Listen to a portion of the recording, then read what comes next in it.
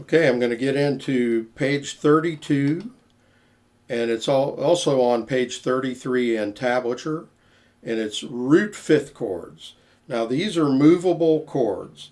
The first chord, A, is 5 frets. Now, I've still got the capo at the 5th fret. You could do it with the capo at the 2nd fret, but I'm starting on the 5th fret from the capo, and that's the A chord, like that. And I'm pressing 2 strings, but I'm muting the first 4 strings. And I'm doing that with my first finger, like just laying it lightly on the string. And then I'm pressing the 6th string, and then pressing the 5th string with my 3rd finger. And it makes an interval of a perfect fifth.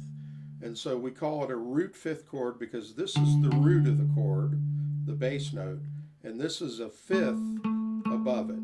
If you played a major scale, it would be the 5th tone, like 1, 2, 3, 4, 5. 1, 2, 3, 4, 5. So it's a fifth away from the root, which is the tonic note, the home note of the chord. Now, if you mute the other strings, like I mentioned, then you don't have to worry about just hitting these 2 strings. You can just scrape across 3 or 4 strings. And that's what you want to do. And you'll hear a little bit of a scrape, but so you have to learn to mute some strings and press others. So it's a sensitivity thing. You have to press this one and be able to mute all the other ones, and then you're also pressing this one. So check that. If you have gaps, like if your finger bends too much, you're going to hear a bunch of unwanted open strings. In most songs, they would be unwanted. So not always, maybe, but depends on the song. But you want to be able to hit them cleanly and just hear the 2 strings you want to hear. So it's 3, 4. And the rhythm is cut time. 1, 2, 3, 4, 2, 2, 3, 4. 1, 2, 3, 4, 2, 2, 3, 4. And I forgot to mention, this is A on the 5th fret. We call that A5 or A5, root 5th chord.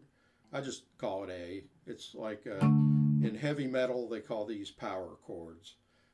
I don't really care for that term, but you can call them that if you want. So A on the 5th fret, and then when you move the same chord laterally to the 3rd fret, that's G, and then the 1st fret is F.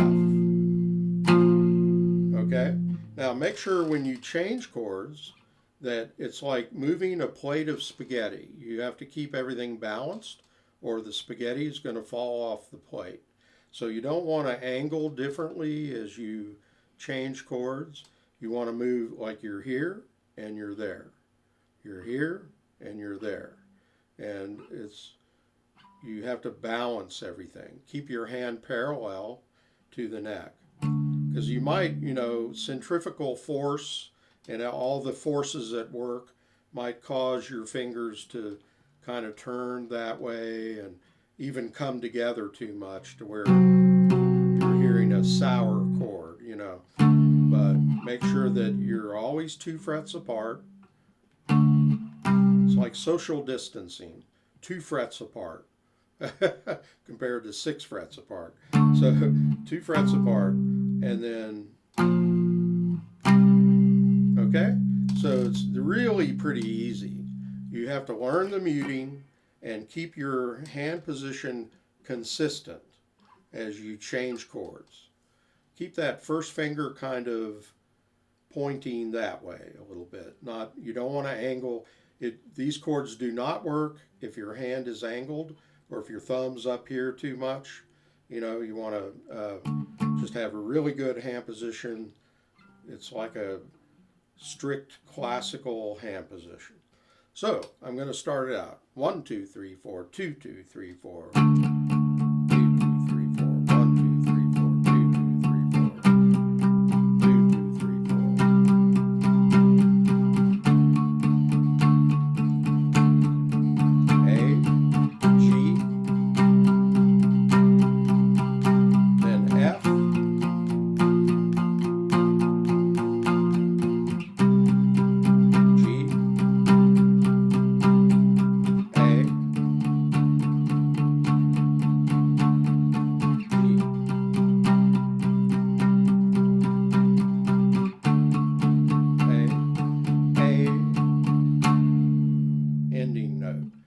Now, if you have trouble changing on time, make sure you do a drill where you're just going maybe like 2, 2, 3, 4, 1, changing from A to G, 3, 4, 1, and drill that 500 times.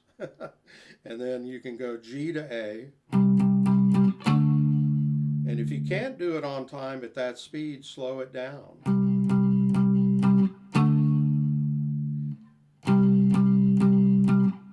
It's always good to do things slowly.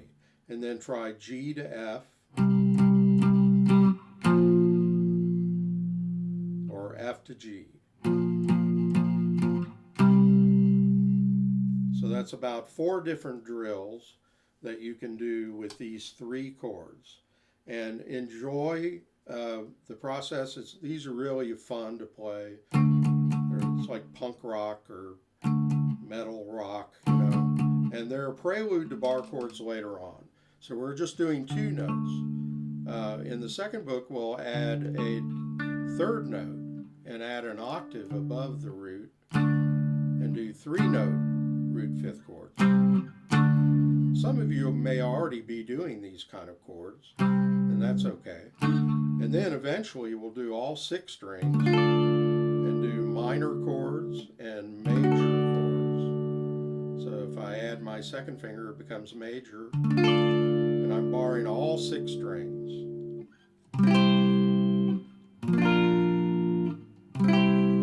Those are the chords to all along the watchtower, you know, like.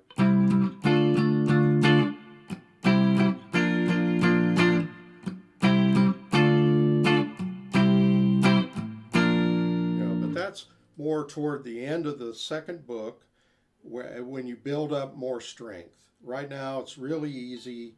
You're just pressing 2 strings. And we're just going to add a little bit more to where we're doing eventually all 6 strings. And that's the way I like to do it for beginners. I don't like to put the cart before the horse. We're just going to do it step by step, and everything we do in the next lesson is something new to learn, like a rhythm or a little bit more challenging chords, and step by step is the way to go. Okay, so subscribe to John Hedger Guitar Studio on YouTube and like my Facebook page. Thank you. See you in the next lesson.